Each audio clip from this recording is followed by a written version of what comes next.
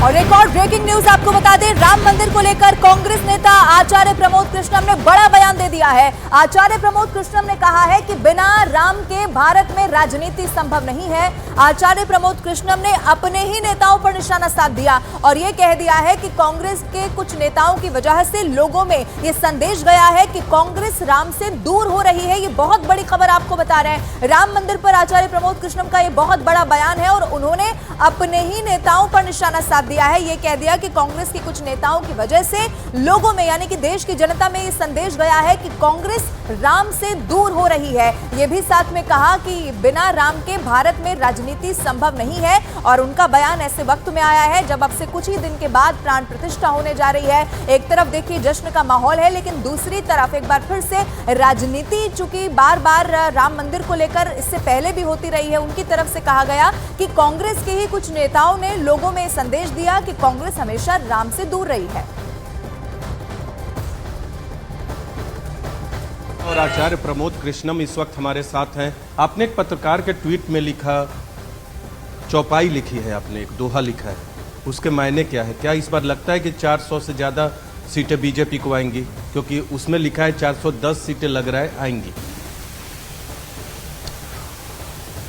देखिए, राम के बिना जीवन की कल्पना नहीं की जा सकती। राम के बिना पत्ता भी नहीं हिलता, तो राम के बिना सत्ता कैसे मिलेगी?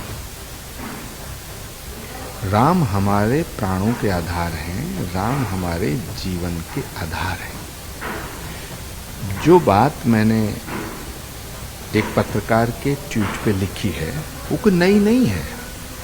हमें तो बचपन से सिखाया गया है कि होई है वही जो राम रच राखा, को करी तरक बड़ा धनुष रखा। राम के बिना कुछ नहीं हो सकता। तो मैंने यही लिखा है कि राम जी जिसे चाहेंगे गद्दी देंगे, जिसे चाहेंगे नहीं देंगे। राम की कृपा होगी तभी सरकार बनेगी। अब राम की कृपा किस पर होगी, ये एक बड़ा सवाल है। लेकिन बिना राम के भारत में राजनीति संभव ही नहीं है।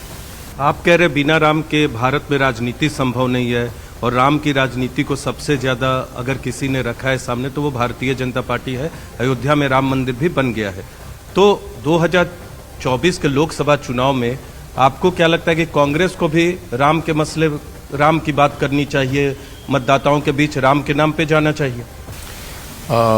देखिए, भगवान श्री राम की जन्मभूमि का मंदिर भारत की अदालत के आदेश पर बन रहा है और कांग्रेस पार्टी ने कभी राम का विरोध नहीं किया। जी, ताले खुलवाए राजीव गांधी जी ने के समय। तो अब क्योंकि लोकसभा चुनाव नजदीक है और बात 410 सीटों को लेकर ट्वीट को है, जो ट्वीट किया गया है और आपने उस पर लिखा है और आप कह रहे कि जो राम चाहेंगे वही होगा, तो आज कांग्रेस को राम के नजदीक आना चाहिए, आप ये मैसेज देना चाह रहे हैं? देखिए, राम की कृपा होगी तो 410 क्या, कुछ भी हो सकता है। तो कांग्रेस पे राम की कृपा होगी या प्रधानमंत्री मोदी के साथ बीजेपी के साथ होगी, ये बता दीजिए आचार्य जी।